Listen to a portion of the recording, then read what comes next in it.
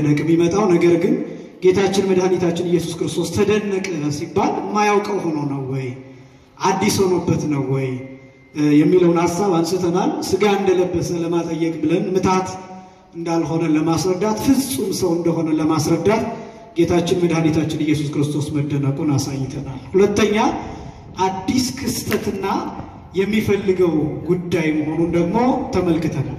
አዲስ ክስተት ማለት ምን ማለት ነው? ጌታችን መድኃኒታችን ኢየሱስ ክርስቶስ ባስተማረባቸው ጊዜያት ለመጀመሪያ ጊዜ እንዲህ አይነት ነገር ማጋጠሙንና አዲስ መሆኑን የመቶ አለቃውን ማመን በዚህ መልኩ የተገለጠበት መሆኑን ለማሳየት ነው። የመጨረሻው ጌታችን የተደነቀባቸው ብቸኛ ነገሮች ብለን ሁለት ነገሮችን አንስተናል። አንደኛው የሰው የመቶ አለቃው ማመን ሲሆን ሁለተኛው ደግሞ የሌሎቹ አለማመን አስደንቆታል ብለን የማርቆስ ወንጌል ምዕራፍ 6 ቁጥር 6 ላይ ስለ አለማመናቸው ተደነቀ የሚለውን ሐሳብ አንስተን ተነጋግረናል። እንግዲህ ጌታችን ሰምቶ የተደነቀበትን ደግሞ ሲገልጥ ለምንድን ነው የተደነቀው ወይም ደግሞ ጌታ ለምንድን ነው የተደነቀው ብላችሁ ብትጠይቁት የሚመልሰው መልስ በእስራኤል እንኳን እንዲህ ያለ ትልቅ እምነት አላገኘሁም ብሎ ነው የተናገረው ብለን አንስተናል። እንዲህ ያለ ትልቅ እምነት በእስራኤል እንኳን ትንቢት የተነገረላቸው ሱባኤ የተቆጠረላቸው ተስፋ የተሰጣቸው እስራኤላውያን እግዚአብሔር እያናገራቸው የእግዚአብሔርን ስም እየጠሩ እየመጡ ሕዝብ ቃል ኪዳን የተሰጠው ታቦት የተሰጠው ጽላት የተሰጠው ሕዝብ መና ከሰማይ እየወረደለት ሕዝብ ካህን ያለው ሕዝብ ሥርዓተ መስዋዕት ያለው ሕዝብ መቅደስ ያለው ሕዝብ ማምለኪያ ያለው ሕዝብ እግዚአብሔር ወርዶ በሲና ተራራ በመብረቅና በነጎድጓድ ያናገረው ሕዝብ ይሄ ሕዝብ ሳያምን ከአሕዛብ ወገን የሆነው የመቶ አለቃው ሰው ማመኑ ክርስቶስን የተደነቀበት ምክንያት ትልቅ እምነት መሆኑን በዚህ መልኩ እንደገለጠው ሳምንት በስፋት ተነጋግረናል። እንግዲህ ዛሬ የምንመለከተው ብዙዎች ከምስራቅና ከምዕራብ ይመጣሉ፣ ከአብርሃምና ከይስሐቅ ከያዕቆብም ጋር በመንግሥተ ሰማያት ይቀመጣሉ። ይሄ ቀጥሎ ጌታ የተናገረው ቃል ብዙዎች ከምስራቅና ከምዕራብ ይመጣሉ ከአብርሃምና ከይስሐቅ ከያዕቆብም ጋር በመንግሥተ ሰማያት ይቀመጣሉ ይላል። አሁን እነዚህ ውስጥ ሶስት ነገሮችን ማንሳት እንችላለን። አንደኛው ብዙዎች የሚለው፣ ሁለተኛው ከምስራቅና ከምዕራብ የሚመጡ፣ ሶስተኛው ደግሞ አብርሃምና ይስሐቅ ያዕቆብ የሚሉትን እነዚህን ሶስት ነገሮች በዚህ ውስጥ ትመለከታላችሁ። ብዙዎች የሚለው የጌታችን የመድኃኒታችን የኢየሱስ ክርስቶስ ቤዛነት ለብዙዎች የተሰጠ ለሚያምኑ ሁሉ የተሰጠ ለዓለም በሙሉ የተሰጠ መሆኑን የሚያሳይ ቁጥሩ አልተገለጠም። በጌታ አገላለጥ ብዙዎች ብሎ ገልጦታል። የዓለምን አቅጣጫ ምስራቅና ምዕራብ ብሎ ሰው የሚኖርበት አካባቢ ከኢየሩሳሌም አንፃር ጌታ ካለበት ቦታ አንፃር ጌታ ከሚያስተምርበት ስፍራ አንፃር ምስራቅና ምዕራብ የሚሉትን አቅጣጫዎች ጠቅሶ ጌታችን መድኃኒታችን ኢየሱስ ክርስቶስ ከዚህ አቅጣጫ ብዙ ሰዎች እንደሚመጡ ተናግሯል።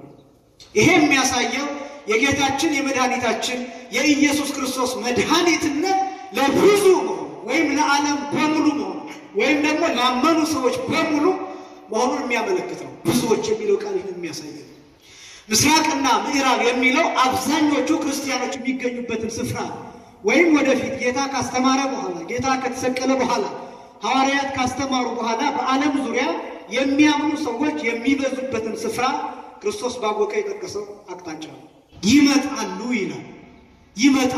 አሁን ይሄ መዳን ለሌሎች ይሰጣል ወይም ይሄዳል አይደለም ጌታ የተናገረው። ይመጣሉ ነው የሚለው። ይመጣሉ የሚለው በእግረ ሥጋ መሄድን የሚያሳይ አይደለም፣ ወይም በሥጋ መገኘትን የሚያሳይ አይደለም። በማመን ወደ ጌታችን ወደ መድኃኒታችን ወደ ኢየሱስ ክርስቶስ መሄድ እንደሚቻል የሚያሳይ ቃል። ይሄ ደግሞ ነፃ ፈቃድን ጭምር የሚያሳይ እግዚአብሔርን መጣብን አይደለም የምንለው፣ መጣልን።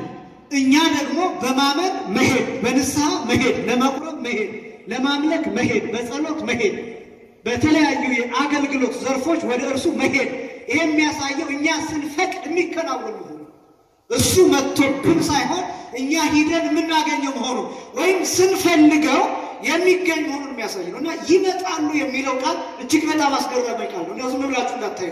ይሄ መቶ አለቃ ወደ ጌታችን ወደ መድኃኒታችን ወደ ኢየሱስ ክርስቶስ መጥቷል። በማመን ነው የመጣው። በሽተኛውን ይዞት አልመጣም። ብላቴናውን ይዞት አልመጣም። ልጁን ይዞት አልመጣም። ይሄ ሰውዬ በማመን በእምነት ልጄን ይፈውስልኛል ብሎ መጥቷል። እናንተ መጣችኋል። እግዚአብሔር እናንተ ድረስ መጥቶባችሁ አይደለም፣ እናንተ ናችሁ የመጣችሁለት። እግዚአብሔር ይህንን ይፈልጋል፣ እንድንመጣለት ይፈልጋል፣ እንድንፈልገው ይፈልጋል። እግዚአብሔር የሆነ እርምጃ እንድንራመድ ይፈልጋል። ያንን ምክንያት አድርጎ እግዚአብሔር የመዳንን ብስራት ይነግረናል፣ የምስራቹን ቃል ይነግረናል። ይሄ ነው ምክንያት ይፈልጋል እግዚአብሔር። ለምሳሌ መጻጉዕን ልትድን ትወዳለህን ብሎ ይጠይቀው። ለምንድን ነው እንዲህ ብሎ የሚጠይቀው? የሰውየውን ፈቃድ ይፈልጋል። አሁን እናንተ ፈቃድ ሳይኖራችሁ እዚህ ያልመጣችሁ፣ ፈቃዳችሁን ለእግዚአብሔር አሳልፋችሁ ሰጣችሁ። ይህንን ፈቃዳችሁን እግዚአብሔር ይጠቀመውና ለዚህ ፈቃዳችሁ እግዚአብሔር መልስ ይሰጣል፣ በረከትን ይሰጣል፣ ጸሎታችሁን ይሰማል፣ ጥያቄያችሁን ይመልሳል፣ እናንተን ይባርካል፣ ቤተሰባችሁን ይባርካል፣ ስራችሁን ይባርካል፣ ትምህርታችሁን ዕውቀታችሁን ይባርካል፣ ሐሳባችሁን እግዚአብሔር ይባርካል። እናንተን ብቻ ሳይሆን በእናንተ ምክንያት እግዚአብሔር ሀገርን ይባርካል። በእናንተ ምክንያት እግዚአብሔር ትውልድን ይባርካል። ለምን? ፈቃዳችሁን ሰጥታችሁታል። መምጣት የሚባለው ይሄ ከምስራቅና ከምዕራብ ይመጣሉ የሚለው ይሄንን ነው። ከአብርሃምና ከይስሐቅ ከያዕቆብ ጋር በመንግስተ ሰማያት ይቀመጣሉ ብሎ ሶስት ሰዎችን ይጠራል። ሙሴን አልጠራም፣ እዚህ ላይ መልከጼዴቅን አልጠራም፣ ኢሳይያስን፣ ሕዝቅኤልን፣ ዳዊትን አልጠራም፣ ሌሎችን አልጠራም። አብርሃምንና ይስሐቅን ያዕቆብን ለይቶ የጠራበት ምክንያት ምንድን ነው? በጣም ብዙ ጊዜ የምናገረው የጌታችን የመድኃኒታችን የኢየሱስ ክርስቶስ ንግግር ዝም ብሎ አይታይም። እንደ ተራ ቃል እንደ ተራ ንግግር ዝም ብሎ አይታይም። ከተጻፈ ደግሞ ትኩረት ሊሰጠው ይገባል።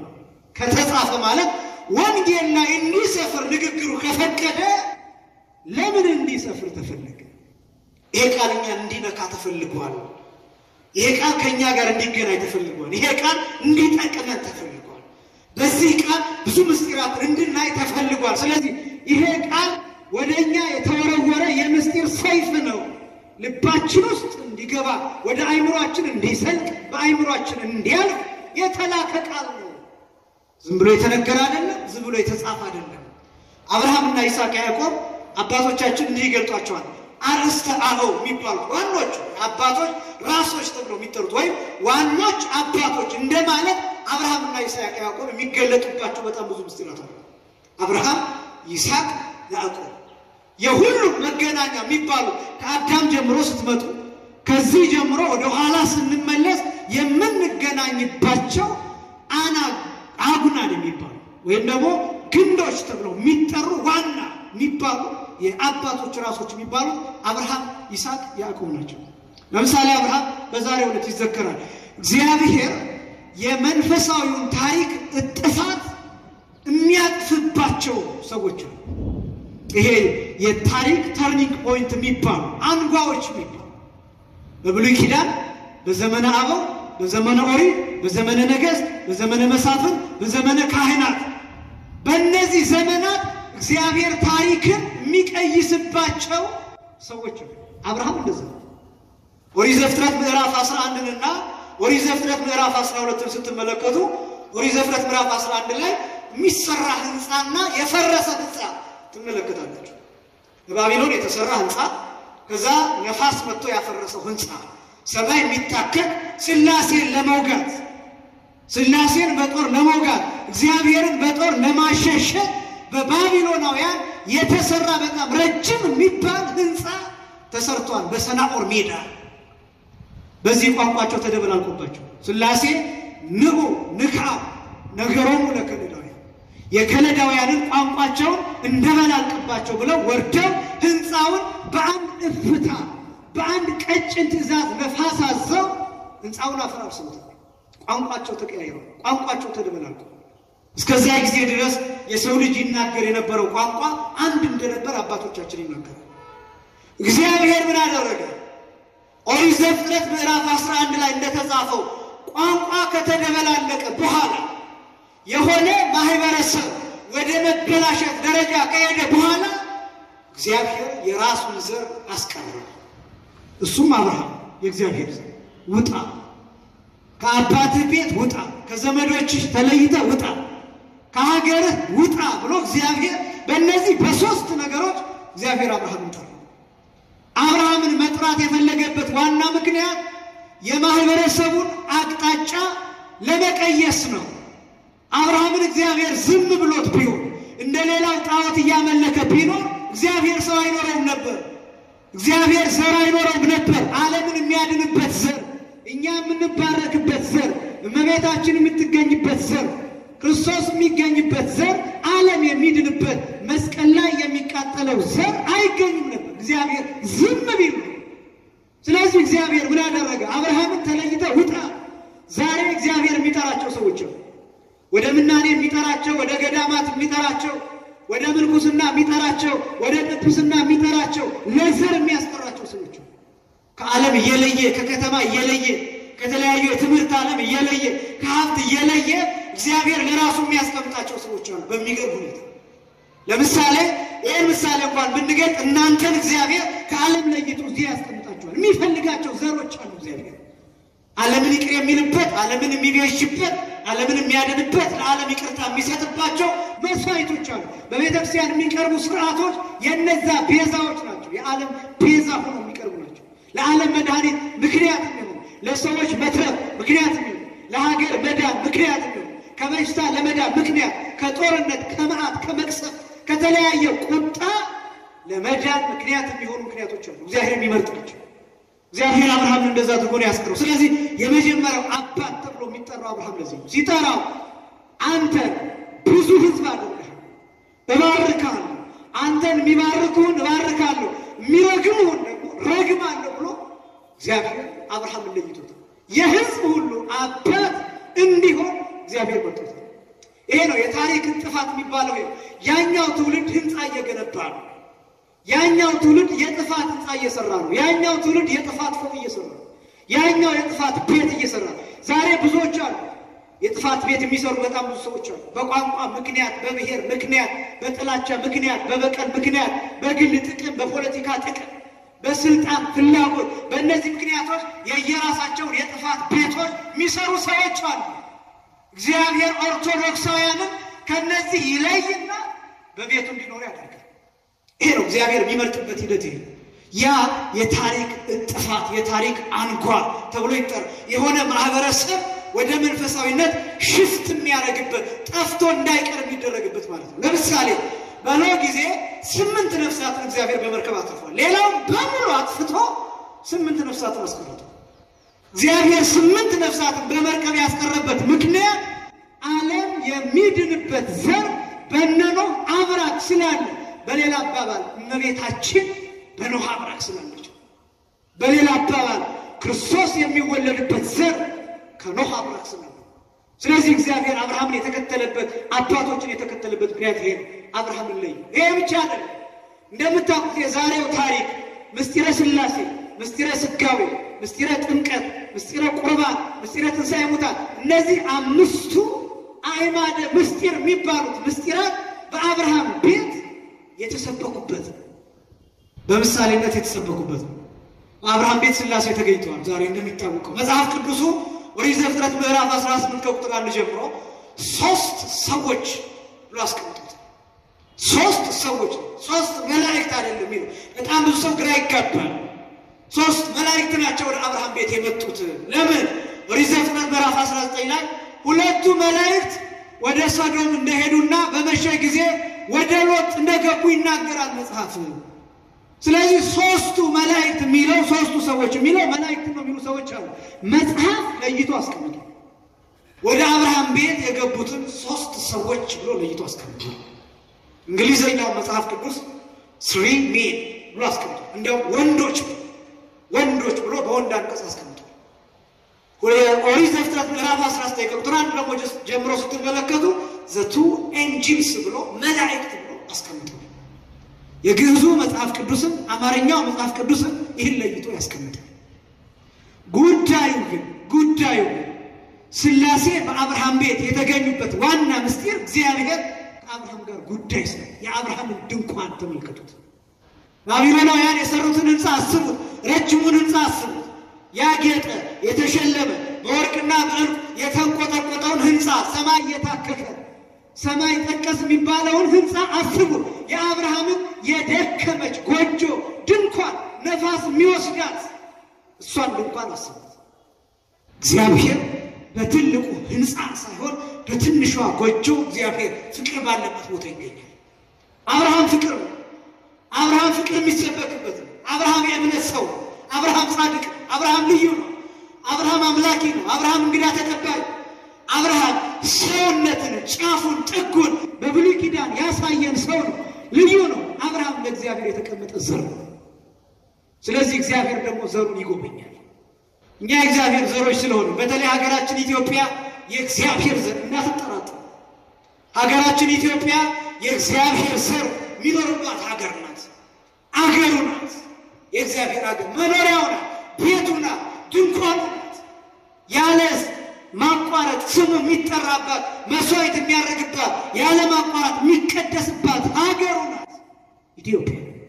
ስለዚህ ለራሱ ሲልም ጭምር ነው የሚጠብቃት። ለራሱ ሲል የሚኖርባት ብቸኛ በዓለም ላይ ወልድ ዋህድ ብላ የምትኖር ይቻላል። ብዙ ስህተቶች ይኖሩብን ይሆናል። ብዙ ድካሞች ይኖሩብናል። ብዙ ጉድለቶች ይኖሩብናል። እስካሁን እግዚአብሔር ያልተካደባት ኢትዮጵያ ናት። እግዚአብሔር የለም የማይባልባት ሀገር ኢትዮጵያ። የተለያየ ሃይማኖት እንኳን ቢኖር ራሱ ሃይማኖት ጌጥ ሆኖላት የምትኖር ኢትዮጵያ ናት።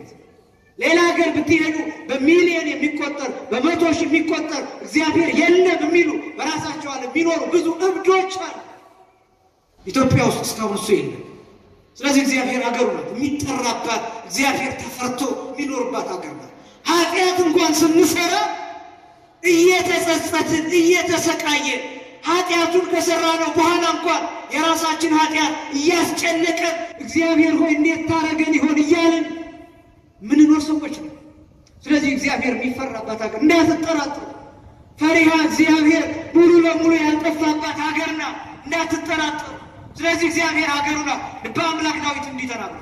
መዝሙር 86 ከቁጥር 1 ጀምሮ ነኪር ነገሩ በእንቲአኪ ሀገር እግዚአብሔር፣ የእግዚአብሔር ሀገር ሆይ በአንቺ የተከበረ ነገር ይባላል፣ የከበርሽ ነሽ ብሎ የተናገረ ድንቅ ነው።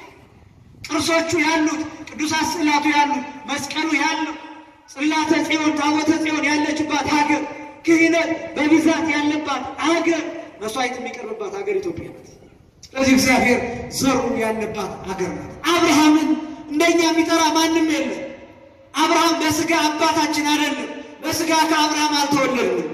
ምናልባት ዘራችን ቢመዘዝ በቅርብ ጊዜ ብንመለከተው እኛ ከአብርሃም የተወለድን አይደለም።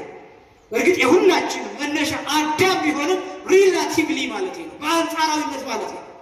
እንደሱ ከሆነ ሁላችንም ወንድሞች ነን ማለት ነበረብን። ያ ሁላችንም ከአዳም ስለመጣ በአንጻራዊነት ሲቆጠር የኛ ስጋ ከአብርሃም ወገን በቅርብ የተገኘ አይደለም። ከብዙ ሺህ ዓመት በፊት የነበረ እኛ ኢትዮጵያውያን ራሳችን በብዙ አይነት በእርግጥ ዘራችን ከእስራኤላውያን የመጣ ብዙ አይነት የተቀላቀለ ብዙ አይነት ነገር ሊኖር ይችላል። በቀጥታ ለመናገር ግን ከአብርሃም የስጋ ዘር አይደለም። ግን አብርሃም እንደኛ የሚጠራው ማንም የለም። ዛሬ የምናከብረው በዓል ለአብርሃም የመጣለትን በዓል ነው። ለአብርሃም በአብርሃም ድንኳን የተከናወረው ምስጢር ነው ዛሬ የምናከብረው። በየትኛው የቅድስት ሥላሴ ታቦት ባለበት ቦታ ሁሉ ታቦቱ ወጥቶ ህዝቡ ተሰብስቦ የሚያነግሰው በአብርሃም ጠባብ ድንኳን የተከናወረውን በዓል ነው የምናከብረው። ምን አገባን እኛ? ምን አገባን? ክርስቶስ የተናገረው ነገር ነው። አብርሃም ከይስሐቅ ከያዕቆብ ጋር በእነርሱ እቅፍ በመንግስተ ሰማያት እንቀመጣለን። ይሄን ለማንሳት ነው ጌታችን መድኃኒታችን ኢየሱስ ክርስቶስ አብርሃም የጠቀሰው። የአብርሃም ድንኳን ጉዳዩ ያልኳችሁ እግዚአብሔር በአብርሃም ቤት ተገኝቶ የሚሰብካቸው እነሱ የምስጢር አዕማድ ተብሎ የሚጠሩት ምሰሶች የሚባሉ ምስጢረ ሥላሴ፣ ምስጢረ ሥጋዌ፣ ምስጢረ ጥምቀት፣ ምስጢረ ቁርባን፣ ምስጢረ ትንሣኤ ሙታን ያልኳችሁ እነዚህ ልንገራችሁና ወደዚህ ይመጣሉ። እግዚአብሔር በሶስትነት ሲገኝ ወይም ሥላሴ ሶስቱም አካላት አብ ወልድ መንፈስ ቅዱስ በሰው አምሳል ሶስት ሰዎች መስለው በአብርሃም የተገለጡበት ምክንያት በኋላ ዘመን ከሶስቱ አካላት አንዱ አካል ወልድ ስጋ ለብሶ እንደሚገለጥ ያሳያል። ምን ለብሶ እንደሚገለጥ? ምን ለብሶ እንደሚገለጥ ስጋ በደንብ ልብ በሉ። ሶስት ሰዎች ነው የሚለው መጽሐፍ ቅዱስ ብያችሁ። ለምንድን ነው ሶስት ሰዎች? ሰው የሆነው አንዱ ነው።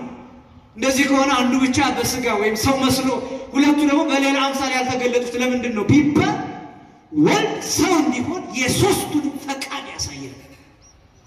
ወልድ ሰው እንዲሆን መፍቀዳቸው አብ ሰው አልሆነም፣ ስጋን ነፍስ አልተዋሃደም። መንፈስ ቅዱስ ሰው አልሆነም፣ ስጋንና ነፍስ አልተዋሃደም። ሰው የሆነው ስጋ የለበሰው ወልድ ብቻ ነው። ሶስቱም ግን ሰው መስለው መገለጣቸው ወልድ ሰው እንዲሆን የሶስቱም ፈቃድ መሆኑን ያሳያል።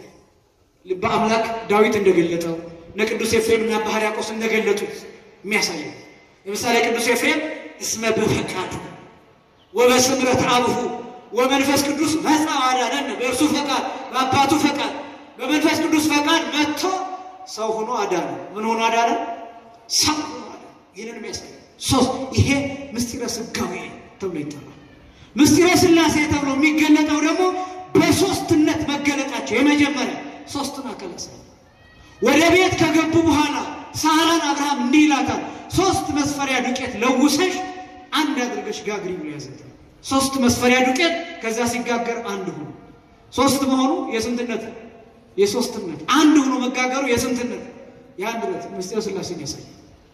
በአብርሃም ድንኳን የቤተ ክርስቲያን ምሳሌ፣ ድንኳን የሐዲስ ኪዳን ምሳሌ፣ ድንኳን የኔና የእናንተ ሰውነት፣ ድንኳን የሰዎች የክርስቲያኖች ልብ የክርስቲያኖች አይምሮ ምሳሌ ነው። እግዚአብሔር በእኛ ውስጥ በሶስትነት ከዚህ በፊት በነገር ሃይማኖት በስፋት ገልጬዋለሁ። እግዚአብሔር በእኛ ውስጥ በአንድነት መገለጡን የሚያመለክት የሚያሳይ ይሄን ያመለክታል። ይሄ ምስጢረ ሥላሴ ተብሎ ይጠራል። በጣም ደግሞ በሚገርም ሁኔታ ምስጢረ ጥምቀት በአብርሃም ድንኳን ተሰብኳል። አብርሃም እንዲህ ይላል ኦሪት ዘፍጥረት ምዕራፍ 18 ከቁጥር 4 ጀምሮ ተመልከቱ።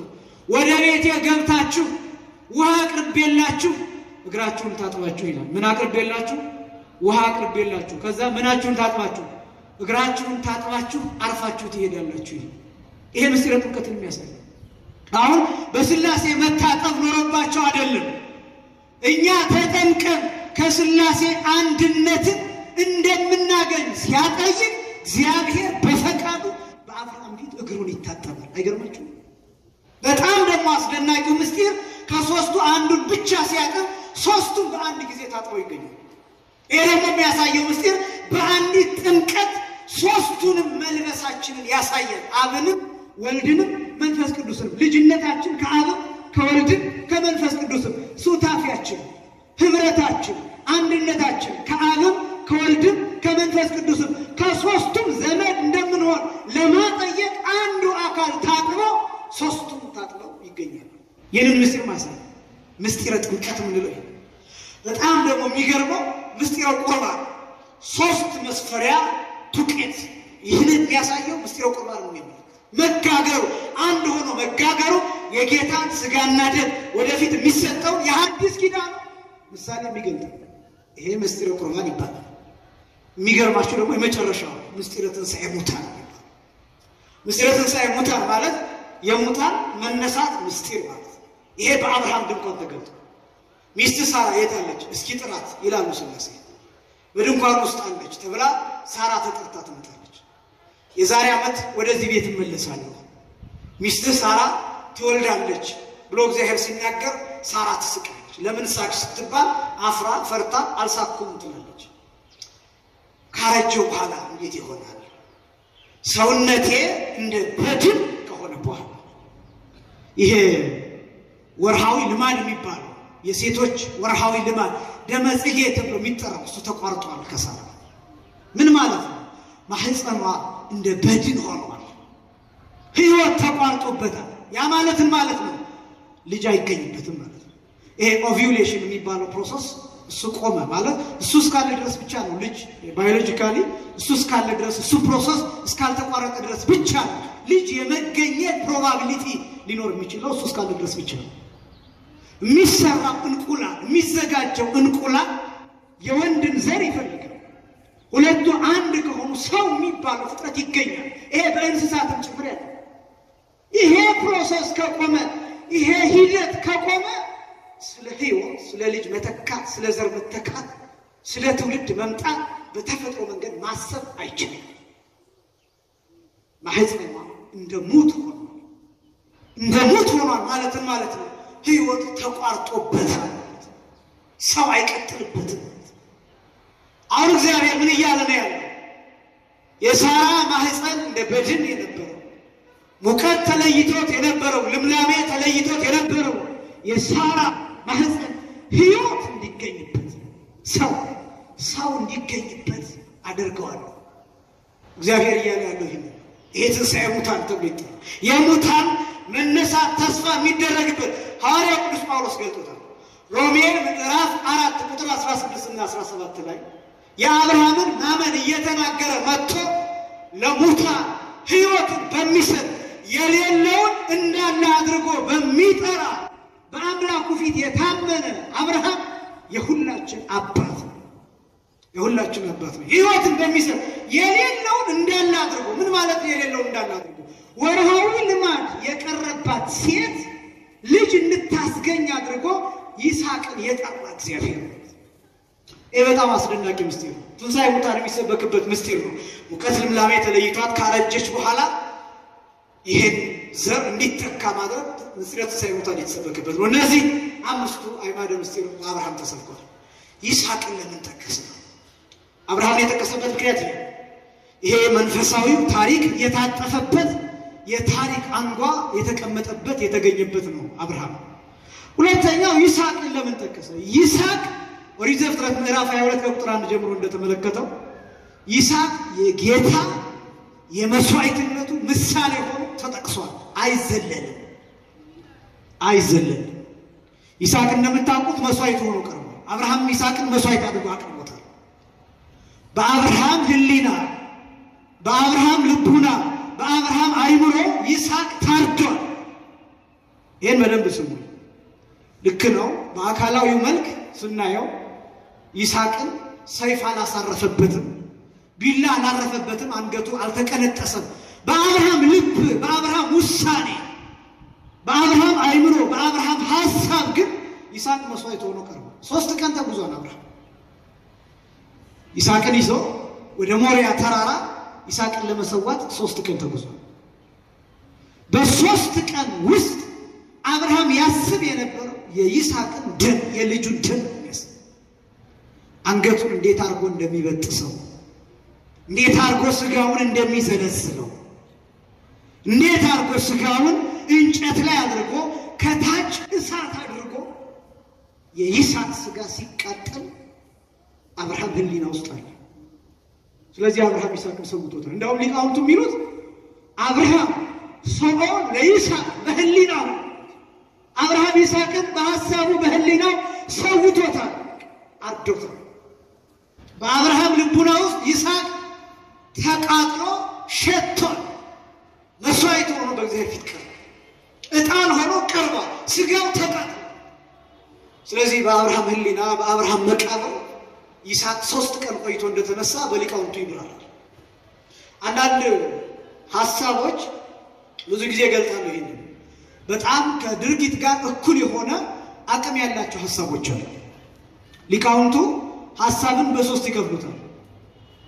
ለምሳሌ አንድ ሌባ ሊሰርቅ ቢሄድና ውሻ ጮሆበት ባለቤቱ ነቅቶበት በዚህ ምክንያት ቢመለስ፣ ሁለተኛ መንገድ ጀምሮ ሊሰርቅ መንገድ ጀምሮ ለምን ምሰርቀው ለምን አልተውም ይሄን ስራ ብሎ ተጻጽቶ ቢመለስ፣ እና ደግሞ ቤቱ ሆኖ ገና ሳይሄድ አስቦ ብቻ ለመስረቅ አስቦ ግን ቢተው አማትቦ ቢተው፣ እነዚህ 3 ነገሮች አሉ። የህሊና ደረጃ የሐልዮ ደረጃዎች ናቸው። እነዚህ የሐሳብ ደረጃዎች ናቸው። የመጀመሪያው ቀኖና ያስፈልገዋል። እግዚአብሔር ይፍታ ሲባል የሚሰራ ኃጢአት ነው ብለው ሊቃውንቱ ያብራሩታል። ሁለተኛው ደግሞ ቀኖና የሚያስፈልገው ግማሽ መንገድ የተሄደበት እንደ ኃጢአት የሚቆጠር፣ ሶስተኛው ግን እንዳደረገ የሚቆጠር አድርጓል፣ ሰርቋል። የሰውዬ እጁ ላይ ወርቅ የለም፣ አልማዝ የለም፣ ቤቱን ከፍቶ አልገባም፣ አቅም አጥቶ ውሻ ጮሆበት ሰውየው ነቅቶበት ነው እንጂ ሰርቋል። ነገር ግን እጁ ላይ ወርቅ የለም፣ እጁ ላይ አልማዝ የለም፣ ብር የለም፣ የሰረቀው ዕቃ ንብረት የለም፣ ግን ሰውየው ሰርቋል። ሐሳብ ውስጥ ያለው በእግዚአብሔር ፊት ሲታይ ሰርቆ ነው የሚታየው። የፈለገውን ቁሳቁስ ጭንቅላቱ ላይ አከማችቶታል። ስለዚህ እግዚአብሔር እሱ ነው የሚመለከተው። ስለዚህ ሰርቋል። ይህ ሰውዬ ሌባ ነው። በዚህ እንደዚህ አይነት ሐሳቦች ከድርጊት ጋር እኩል አቅም ያላቸው ሰዎች ነው። ለምሳሌ እናንተ ቤተክርስቲያን አሁን ዛሬ ጉባኤ ለመገኘት የወሰነ ሰው ወስኖ ከዛሬ ሮብ ማታ አልቀርም ብሎ ወስኖ ግን ከአቅም በላይ የሆነ ያስቀረው ሰው ያ ሰውዬ መጥቷል አልመጣም ወስኗል። ስለዚህ እግዚአብሔር የሚመለከተው ውሳኔ ነው።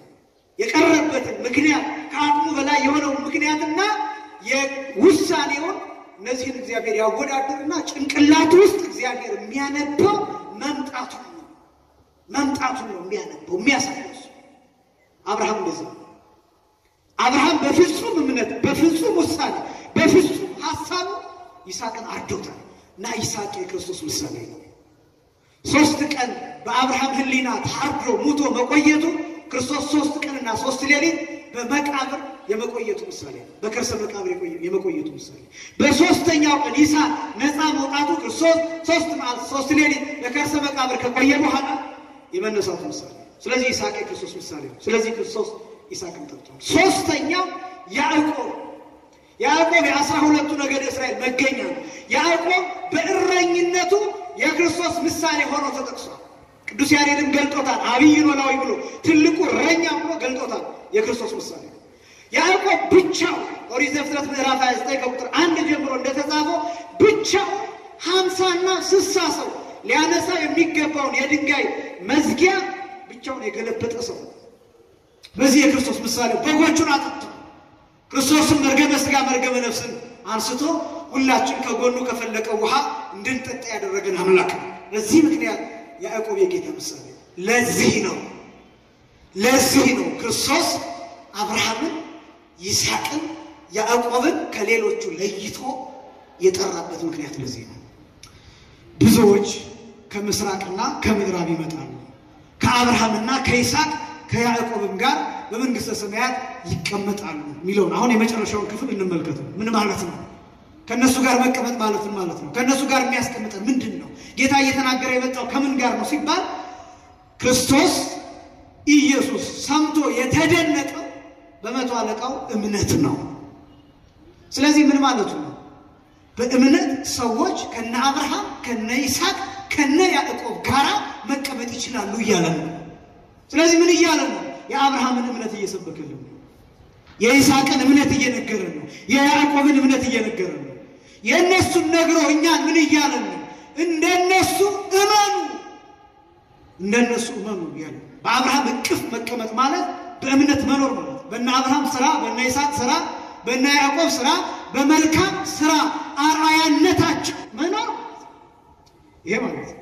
ስለዚህ ጌታችን መድኃኒታችን ኢየሱስ ክርስቶስ አብርሃምን ይስሐቅን የጠራበት ምክንያት ይሄ ቤዛ ዓለም መሆኑን ድህነት ለዓለም ሁሉ የተሰጠ መሆኑን በእምነትና በስራ አበውን ወይም አባቶችን የመሰለ ሁሉ መንግስተ ሰማያት የሚገባ መሆኑን ያሳያል። ይሄ ደግሞ መጨረሻው ምንን ያመለክታል? ዘርህን እንደ ሰማይ ኮከብ እንደ ባህር አሸዋ አበዛልሃለሁ ብሎ እግዚአብሔር ለአብርሃም የሰጠው ኪዳን ያ ቃል ኪዳን የሚፈጸምበት ጊዜ እንደደረሰ ያጠይቃል። ይሄ ዛሬ የሚታሰብበት ይህንን ነው ጌታችን መድኃኒታችን ኢየሱስ ክርስቶስ በዚህ በመቶ አለቃው የነገረን። ይቀጥልና እንዲህ ይላል፣ የመንግስት ልጆች ግን በውጭ ወዳለው ጨለማ ይጣላሉ፣ በዚያም ልቅሶና ጥርስ ማፋጨት ይሆናል ይላል። የመንግስት ልጆች የምትለውን ብቻ እነሱን እንመልከት። የመንግስት ልጆች ማለት ነው። የመንግስት ልጆች ብሎ የሚጠራቸው በአጠቃላይ የእስራኤልን ሕዝብ ማለት ነው። በነገራችን ላይ የአይሁድ ሕዝብ ማለትና የእስራኤል ሕዝብ ማለት ይለያያል። አይሁድ ማለት ከነገደ ይሁዳ ወገን የሆኑ ብቻ አይሁድ የሚባሉት። እስራኤል ደግሞ ብለን ስንጠራ ከያዕቆብ በኋላ ስሙ ተቀይሮ እስራኤል ስለተባለ ማለት ከያዕቆብ ወገን በስጋ የሚወለዱት በሙሉ እስራኤል ተብለው ይጠራሉ። እስራኤል ዘስጋ ወይም የስጋ እስራኤል ተብለው ይጠራሉ። እኛ ደግሞ የነፍስ እስራኤል ተብለን እንጠራለን። ስለዚህ ክርስቶስ እየተናገረ ያለው አጠቃላይ ስለ ያዕቆብ ዘር ስለ እስራኤል ዘር እየተናገረ ያለው የመንግስት ልጆች የሚባሉት እነሱ ናቸው። ለምንድን ነው የመንግስት ልጆች ብሎ የሚጠራቸው ቢባል ዳዊት የነገሰላቸው እነ ሰሎሞን የነገሱላቸው ከዛ በፍጻሜ ዘመን ራሱ ክርስቶስ ንጉሥ ሆኖ የመጣላቸው ስለሆኑ የመንግስት ልጆች ተብለው ይጠራሉ። ቅዱስ ገብርኤል እንደተናገረው ወይሁቦ እግዚአብሔር መንበረ ዳዊት አቡሁ የአባቱን የዳዊትን ዙፋን ይሰጠዋል። ምንም እንኳን ፍጻሜው ስለ ሥጋ ሰው ስለመሆን ወይም ስለ ምስጢረ ሥጋው የተነገረ ቢሆንም ክርስቶስ ንጉሥ ይሆንላቸው መጥቷል። በመስቀል ላይ ነግሷል። የእሾህ አክሊል ደፍቶ ራቁቱን ነግሷል። ደም ለብሶ ደም ተጎናጽፎ ነግሷል። በመከራ ነግሷል። በቁስል በስቃይ ነግሶላቸው አሕዛብን በብረት በትር የሚቀጠቅጣቸው የሚመታቸው አጋንንትን የሚያጠፋላቸው በማዳን በቸርነት በፍቅር ጠላቶቻቸውን የሚረግጥላቸው ሰይጣናትን የሚያጠፋ ጠላቶቻቸውን ክፉዎችን የዲያብሎስን ዘር የሚበቀልላቸው ንጉሳቸው ክርስቶስ መስቀል ላይ ተገልጦላቸው መስቀል ላይ ነው ክርስቶስ የነገሰው።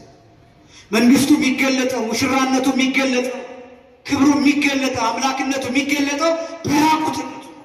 ይሄን ብዙ ጊዜ ደጋግሜ እናገረዋለሁ። ራቁቱን ክርስቶስ መስቀል ላይ ነግሷል። የወርቅ ዘውድ ሳይሆን የእሾህ አክሊል ደፍቶ ክርስቶስ መስቀል ላይ ነግሷል። ቀይ አበባ ተነጥፎለት ሳይሆን ደሙ ተነጥፎለት ክርስቶስ መስቀል ላይ ነግሷል።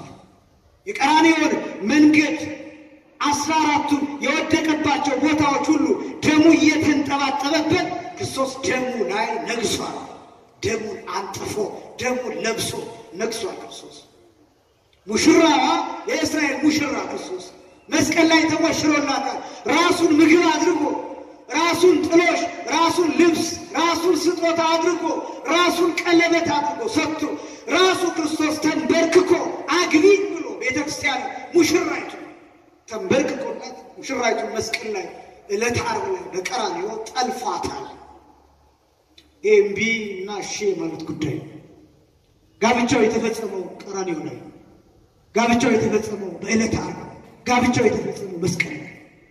በዚህ ምክንያት ቤተክርስቲያን ሙሽሪት እየተባለች ትጠራለች። ክርስቶስ ሙሽራ ክርስቶስ እንደባል እኛ ቤተክርስቲያን እንደ ሚስት እየሆነ እንነገር የሚያሳየው በመካከል ያለውን ፍቅር ነው። ምስጢሩ የባልና የሚስት ተዋህዶ አንድ መሆንን የሚያሳይ እንደሆነ ሁሉ ክርስቶስ ቤተክርስቲያንን ፍጹም እንደተዋሃዳት የሚያሳይ ነው። አካሉ እንዳደረጋት የሚያሳይ ነው። ይሄ በጣም ብዙ ምስጢር ነው። ትልቅ ምስጢር ነው ይሄ። እና በዚህ ምክንያት እስራኤላውያን የመንግስት ልጆች ተብለው ይጠራሉ። ያሳዝናል። የመንግስት ልጆች ግን በውጭ ወዳለው ጨለማ ይጣላሉ። ይሄ በቀጥታ የሚያመለክተው ክርስቶስ ወደሌለበት ስፍራ ባጭር ቃል ሲነገር ይሄ ክርስቶስ ወደሌለበት ስፍራ ስሙ ወደማይጠራበት ወደሚጠላበት ስፍራ ወደ ተካደበት ስፍራ ወደዛ ስፍራ ይጣላል። ማለት ጨለማ የሚባሉት ክርስቶስ የሌለበት መስቀል የሌለበት እመቤታችን የሌለችበት ምስጢረ ሥጋዌ የማይነገርበት የእግዚአብሔር ስም የማይጠራበት ስፍራ ጨለማ ሲኦል ተብሎ ይጠራል። በነገራችን ላይ ሲኦል የሚባለው ስፍራ ሰዎች ከእግዚአብሔር የሚርቁበትን መጠን የሚያሳይ ነው ሲኦል የሚባለው። ይሄ ደግሞ የሰዎች ብቻ ምን ማለት ነው? በሌላ አባባል ሰዎች ከእግዚአብሔር በራቁ ቁጥር ወደ ሲኦላቸው ይሄዳሉ ማለት ነው። ለምሳሌ ከዚህ በኋላ ሌሊት እየመጣ ነው፣ ጨለማ እየመጣ ነው። እንዳው ዝም ብለን እንደ ሳይንስ እንየውና ለምሳሌ ያህል ያው መሬት ዞራለች አትዞርም ሌላ ነገር ሆኖ መሬት በራሷ ዘቢያ በምታደርገው የ24 ሰዓት መሽከርከር ሌሊትና ቀን ይፈራረቁበታል። ሌሊት ላይ ፀሐይ ማታገኝበት ነው። በቃ ጨለማ የሚሆነው ፀሐይ የምትጠልቅበት ማለት አይደለም። መሬት እኛ ያለንበት አካባቢ ማለት ነው። እኛ ያለንበት አካባቢ ከፀሐይ ፊት የምትርቅበት ለምን? በራሷ በዛቢያዋ በመሽከርከሯ ምክንያት ይሄ ፊት እኛ ያለንበት የመሬት አካል የፀሐይን ፊት ያጣል። በዚህ ምክንያት ጨለማ ይሆናል። አሁንም ባለው የመሽከርከር ፈረቃ ደግሞ የፀሐይን ፊት ሲያገኝ ቀን ተብሎ ይጠራል። የሰው ልጅ በሕይወቱ ዛቢያ በሚሽከረከርበት ጊዜ ከእግዚአብሔር ፊት እየራቀ ሲሄድ በራሱ ጊዜ ሲኦል ውስጥ ይገባል። ሲኦል የእግዚአብሔር ፍርድ አይደለም፣ የእግዚአብሔር ፍርድ አይደለም። ሲኦል የሰው ልጅ ምርጫ እጣ ፈንታ ማለት ነው፣ እድል ማለት ነው። የሰው ልጅ በራሱ ጊዜ የሚጽፈው በራሱ ጊዜ የሚወስነው ውሳኔ ነው። ሲኦል ማለት እሱ ሰዎች ከእግዚአብሔር ውጪ ያለውን ሕይወት እየመረጡ ሲሄዱ የሚደርሱት ሲኦል ላይ ይሆናል። ለምሳሌ የሚሰደዱ አሉ ከኢትዮጵያ ውጪ ፈልገው ይሄ ሁሉ መከራ እየተነገረ ሳውዲ አረቢያ ምን አይነት ስቃይ እንዳለ እየተነገረ ሊቢያ ላይ ስንት ወንድሞች እንደታረዱ ስንቱ በባህር እየተጣለ እንደሚቀር እየተነገረ ስንቱ በእስር ቤት በስብሶ እንደሚቀር ስንቱ ኩላሊቱ ያለ ምንም ማደንዘዣ ሆዱ እየተቀደደ ኩላሊቱ እየወጣ እንደሚበላ እንደሚሸጥ ጭምር እየተነገረ የሚሄድ ሰው ምርጫው ምንድነው? የመረጠው ምንድነው? ልክ እንደዛ ማለት ሰዎች ስደትን አግባብ ባልሆነ መንገድ ህጋዊ ባልሆነ መንገድ እየመረጡ ሲሄዱ ምን እያደረጉ ነው? ስቃያቸውን እየመረጡ ነው። ሞታቸውን እየመረጡ ነው። እስር ቤት እየመረጡ ነው። ባህር ውስጥ ገብተው መሞትን እየመረጡ ነው። ይሄ ማለት ችግሩ በጣም ብዙ ሊሆን ይችላል። ግን እዚህ ያለንበት ኢትዮጵያ ውስጥ የምንኖርበት ችግር ወደ አሳ ነባሪ ከምንወረወርበት ችግር ይበልጣል ወይ?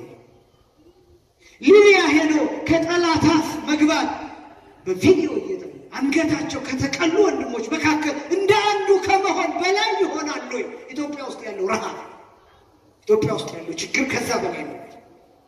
ከዛ በላይ ነው። እናት የልጇ አንገት ሲቀላ የምታይበትን ስቃይ ይሄን አስቦ መቅረት ነው ወይስ ደግሞ እናቴን እረዳለሁ ብሎ መሄድ? የትኛው ነው? አግባብ ባልሆነ መንገድ ህጋዊ ባልሆነ መንገድ ቢሆን አያችሁ፣ ይሄ ምርጫ ጉዳይ። ስለዚህ ሰዎች ምን ይመርጣሉ? ንስሐ ሲተው ስጋው ደግሞ አልቀበልም፣ ቤተክርስቲያን አልሄድም፣ ጉባኤ አልካፈልም፣ አላስቀድስም፣ ኪዳን አላደርስም ሲሉ ኃጢአትን ሲመርጡ ዝሙትን ሲመርጡ ሰዎች በራሳቸው መንገድ ከእግዚአብሔር መራቅን እየመረጡ ነው። እግዚአብሔር ደግሞ የሰዎችን ምርጫ ያከብራል። ነፃ ፈቃድ የሚባል ነገር ስላለ ስለዚህ ምን ይሆናል? ይሄ ክፉ ምርጫችን የመጨረሻችን ዕጣ ፈንታ ሲኦል ውስጥ እንዲሆን ያደርጋል። እግዚአብሔር ወደ ሲኦል ከመግባት ሁላችንንም ይጠብቅ። በራሳችን መልካሙን እንድንመርጥ የእርሱ ቅዱስ ፈቃድ ይሁንልን። እነሱ መርጠውታል፣ ሲኦልን መርጠዋል። ከእግዚአብሔር ርቀው ክርስቶስን አላመኑ፣ ክደውታል። በስሙ መኖር አልፈለጉም፣ ፈውሱን መቀበል አልፈለጉም፣ አምላክነቱን ማመን መቀበል አልፈለጉም። ስለዚህ እርሱ ወደ ሌለበት ጨለማ ይጣላሉ። ጌታ እንዲህ ብሎ የዮሐንስ ወንጌል ምዕራፍ 8 ቁጥር 12 ላይ እኔ የዓለም ብርሃን ነኝ። እኔ የዓለም ምንድን ነኝ? እኔ የዓለም ምንድን ነኝ? ብርሃን አይውላችሁ። እኔ የዓለም ብርሃን ነኝ የሚለውን ባልተቀበሉት መጠን ከዚህ ብርሃን ውጪ ሆነው ከዚህ ብርሃን ውጪ የሆነው ዓለም ጨለማ፣ ቅዱሳን ያሉበትም ቢሆን ክርስቶስ የማይጠራበት ዓለም ጨለማ። ያለ ክርስቶስ ቅዱስና የለም። ያለ ክርስቶስ ቅዱሳን ቅዱስናቸው ሲነገር እናንተ የዓለም ብርሃን ናቸው የሚለው ቃል ሲነገር በክርስቶስ በኩል በሆነው መዳን ካለፉ ብቻ ነው ቅዱስና ሰማዕትነት ዋጋ የሚኖረው፣ ጽድቅ ዋጋ የሚኖረው ከዚህ ጋር ብቻ። የክርስቶስ ብርሃንነት የማይነገርበት ስፍራ በሙሉ ጨለማ ነው። ክርስቶስ ብርሃን ያልሆነበት ቦታ ሁሉ ጨለማ፣ መሲህ የሌለበት ቦታ። ይህንን የሚያመለክተው ውጭ ወዳለው ጨለማ የሚለው ይሄ። በዚያም ይላል ልቅሶና ጥርስ ማፋጨት ይሆናል። ብዙ ጊዜ ስለ ሲኦል እሳት፣ ስለ ገሃነም እሳት ሲነገር ትሰማላችሁ። እሳቱ ዘይጠፍ እጽሁ ዘይነሙ እየተባለ ትሉ አያንቀላፋም፣ እሳቱ ደግሞ ምን አይልም ነው ይባላል፣ አይጠፋም። ምን አይነት እሳቱ ነው? የሚነድ እሳት ምናምን አይደለም። ይሄ ማገዶ የሚጨመርበት አይነት እሳት፣ እንደሱ አይነት እሳት እንዳታስቡ። ይሄ ልቅሶ ያለበት ጥርስ ማፋጨት የሚባለው ጸጸት፣ የማይመለስ ጸጸት። እንዲህ ይላሉ አባቶች፣ የእግር እሳት ይላሉ አይደል? ጸጸትን ለመግለጽ ሲፈልጉ የእግር እሳት ይባላል። የእግር እሳት ማለት አሁን በቁሙ የነደደ እግርን የሚያቃጥል እሳት ማለት አይደለም። የአእምሮ ጸጸት ማለት የማይመለስ ጸጸት ማለት። ሰዎች ወይኔ ለካ ከእግዚአብሔር መራቄ እንዲህ ያለ መከራ እንደሚያመጣብኝ ባውቅ ኖሮ እግዚአብሔርን እያመሰገንኩ እኖር ነበር፣ ንስሐ ገባ ነበር፣ ቆርብ ነበር እያሉ ጥርሳቸውን እያፋጩ የሚናደር ሰው አይታችሁ ታውቃላችሁ? በጣም የተናደደ ሰው፣ በጣም የተቆጨ ሰው ጥርሱን እያፋጨ የሚናገሩ ያ ማለት ነው። እዚያ ልቅሶ ጥርስ ማፋጨት ይሆናል ይላል። ወደዛ ጨለማ ይጣላሉ። እግዚአብሔር ወደ ጨለማው እንዳንጣል የእሱ ቅዱስ ፈቃድ ይሆንልን። የመንግስት ልጆች የሚባሉት እስራኤላውያን ናቸው፣ እነሱ የሚጣሉበት ነው። ቀጥሎ ጌታ እንዲህ ይላል፣ ሂድና ይላል።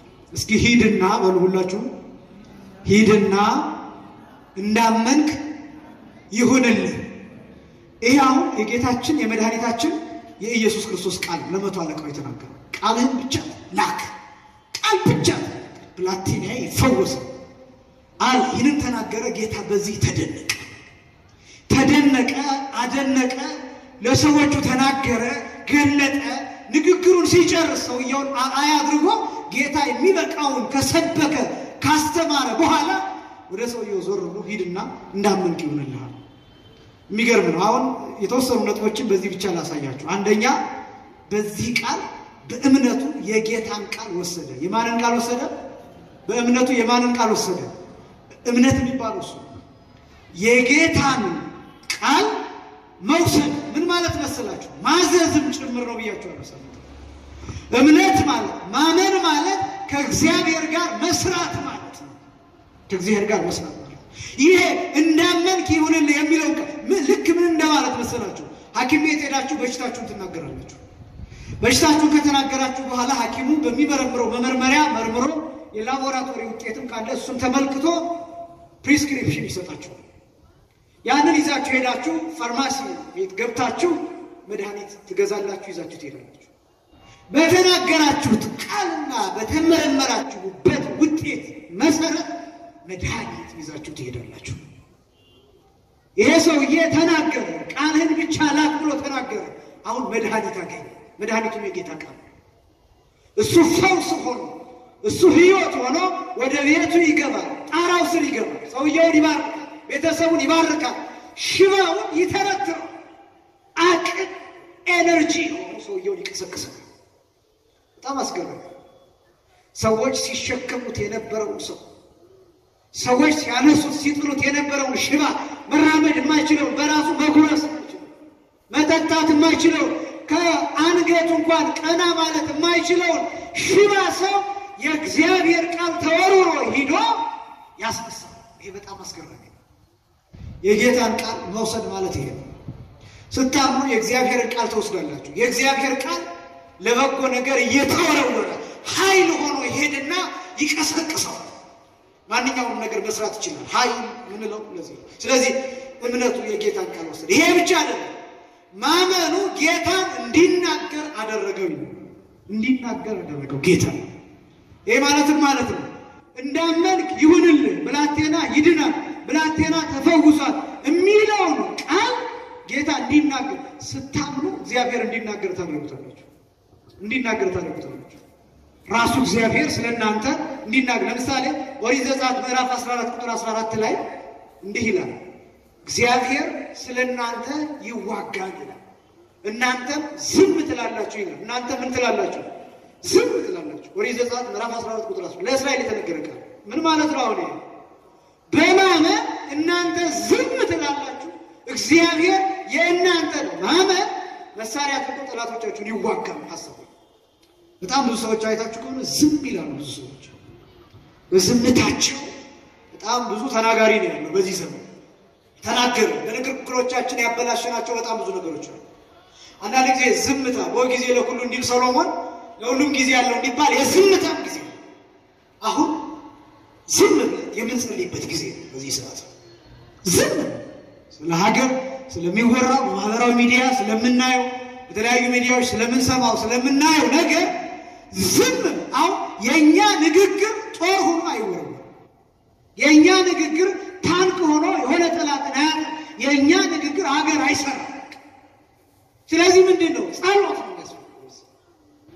ዝምታ የሚያስፈልግበት ጊዜ ዝም የሚባልበት ጊዜ። አንዳንድ ሰዎች ዝም የሚሉ መጥተው እግዚአብሔር ቤት መጥተው ዝም የሚሉ ሰዎች በጣም ብዙ የማይናገሩ ሰዎች አሉ። እግዚአብሔር የእነሱን ዝምታ ከምንናገረው በላይ ሊሰማ ይችላል። በጣም ብዙ በመናገር የሚሰሙ የሚመስላቸው ጸሐፍት ፈሪሳውያን በየመንገዱ በየአደባባዩ ቆመው ይጸልዩ ነበር። ነገር ግን እግዚአብሔር የእነሱን መለፍለፍ አልሰማም። የብዙ ዝምተኛ ሰዎችን ጫጫታ ሰምቷል። ለምሳሌ ጌታ ባስተማረበት ጊዜ የማቴዎስ ወንጌል ምዕራፍ 12 ቁጥር 22 ላይ መናገር የማይችል ሰው ፈውሷል። መናገር ብቻ ሳይሆን መስማት የማይችል ሰው ፈውሷል። መስማት የማይችል ሰው ብቻ አይደለም፣ ማየት የማይችል ሰው፣ ማየትም መስማትም መናገርም የማይችል ሰው ጌታ ፈውሷል። እንዴት ሰማው? የሰውዬ መለመን አይችልም። እንደሌሎቹ የዳዊት ልጅ ሆይ የዳዊት ልጅ ሆይ የዳዊት ልጅ ሆይ ብሎ መጮህ አይችልም። ምክንያቱም አንደበቱ የተዘጋ ሰው ማየት አይችልም። ክርስቶስን በአካል አያለየው፣ አላወቀው፣ ማየት አይችልም። መስማት አይችልም። የጌታን ዝና አልሰማ። ለምን? ጆሮ የተደቆረ ነው፣ አይሰማ፣ የተደፈነ ነው። መስማት አይችልም። ይሄን ሰው ግን ጌታ ፈውሱ። በጣም የሚደንቃችሁ ነገር ይህንን ሰው እግዚአብሔር ሊፈውሰው ሲፈልግ ምክንያቶች አሉት ሁልጊዜ። ፈሪሳውያን ለፈተና ነው፣ ክርስቶስን ለመፈተን እስኪ ይችላል አይችልም፣ ይፈውሰዋል አይፈውስም ብለው ለመፈተን ነው በጌታ ፊት ያቆሙት። ይሄን ሰው መስማት አይችልም ብያችኋለሁ፣ ማየት አይችልም ብያችኋለሁ፣ መናገር አይችልም ብያችኋለሁ። ሶስት ነገሮች በአንድ ጊዜ አይስበሩ። መስማት ካልቻለ ስለ ክርስቶስ እንዴት አወቀ? መናገር ካልቻለ ክርስቶስን በምን ለመነው? በምን ሰማው? በጣም አስቸጋሪ ነው። መዳሰስና ማሽተት ብቻ ነው የሚችለው ሰው እና ይህንን ሰው በአይሁድ መካከል በፈሪሳውያን መካከል ፈወሰው ይላል። ክብር ለስሙ ይሁን። ዝም ያሉ ሰዎችን እግዚአብሔር አይምሮውን ሰምቶታል፣ ልቡና ውስጥ ገብቶ ሐሳቡን ሰምቶታል፣ መርምሮታል፣ አይቶታል። ስለዚህ ክርስቶስ አምላክነቱን በዚህ ሰው በኩል ገልጧል እና ዝም የሚሉ ሰዎች አሉ። ዝም ያሉ ሰዎች የሚያምኑ ሰዎች ናቸው። የሚያምኑ ሰዎች ደግሞ ጌታ እንዲናገር የሚያደርጉት ናቸው። ስራ እንዲሰራ የሚያደርጉት ናቸው። እኔና እናንተ ዝም ስንል ማን ይናገራል? ማን ይናገራል? እንደሱ ማለት ያስፈልጋል። አሁን ዝም እግዚአብሔር እንዲናገር ብቻ። እግዚአብሔር ስለዚች ሀገር ምን ይላል? እግዚአብሔር ስለ ቤተክርስቲያን ምን ይላል? እግዚአብሔር ስለ አባቶች ምን ይላል? እግዚአብሔር ለአባቶች ምን ብሎ ተናገረ? እግዚአብሔር ለአባቶች ምን ገለጠ? እግዚአብሔር ለአባቶች ምን አሳየ ማለት ያስፈልጋል። እርሱ ይናገር፣ እኛ ተናግረን ምንም አላመጣም፣ ስለዚህ ዝም ማለት ያስፈልጋል። እና ይሄ ሰውዬ ቃል ብቻ ተናገር ብሎ ጌታ እንዲናገር ፈቀደ። የእሱን ሰውዬ ፈቃድ ተጠቅሞ እግዚአብሔር ተናገረ። ሂድና እንዳመንክ ይሁንልህ አለ። ይሄ ብቻ አይደለም። ሶስተኛው በእምነቱ የጌታን ስልጣን ተካፈለ። የጌታን ምን ተካፈለ? ስታምኑ ስልጣን ተካፋይ ነው የምትሆኑት። በጣም ይገርማችሁ። እየጸለያችሁ ስታምኑ ከእግዚአብሔር ጋር ትሰራላችሁ። ይሄ ቀድሞ አባባል ቀላል የሚመስል አባባል አለ። እግዚአብሔርም እርዱኝ እረዳችኋለሁ ብሏል ይባላል አይደል? ሰምታችሁ ታውቃላችሁ አይደል? እግዚአብሔርም እኮ እርዱኝ እረዳችኋለሁ ብሏል ይሉታል ገበሬዎቹ። የትኛው መጽሐፍ ላይ እንደዚህ የሚል አልተጻፈም። እርዱኝ እረዳችኋለሁ። እግዚአብሔር እርዳታ የሚፈልግ አምላክ አለ። ግን ማለት የተፈለገውን ልብ በሉ። እርዱኝ እረዳችኋለሁ ማለት ተዘጋጅታችሁ ንስሐ ገብታችሁ አምናችሁ።